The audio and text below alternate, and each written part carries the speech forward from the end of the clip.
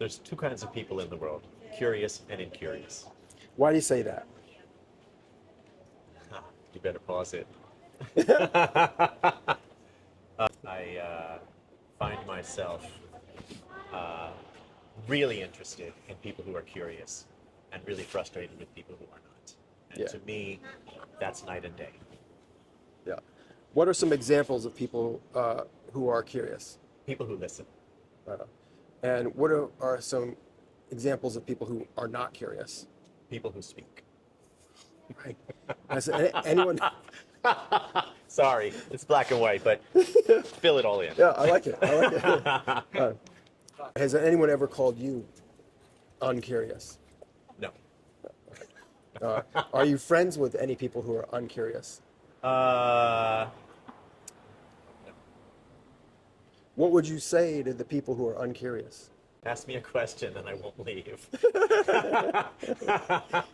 How do you think the uncurious people got that way? Fear.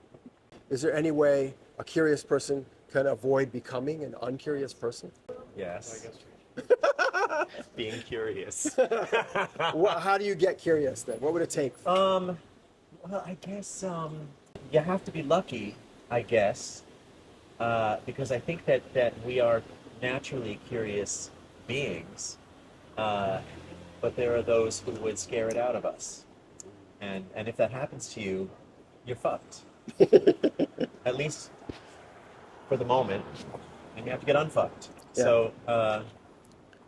So if you're lucky, you stay curious. How do you think the uncurious unfuck themselves? Just keep living. They'll figure it out eventually, or they won't. Just keep living. Yeah. Live anyway.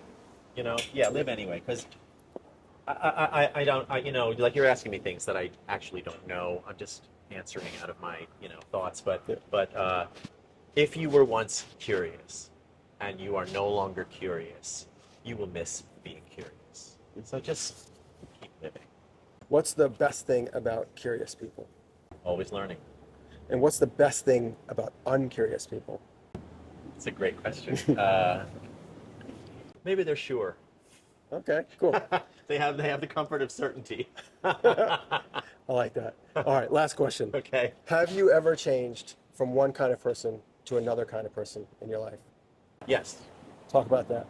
I have been an asshole and I became a good person. Love it.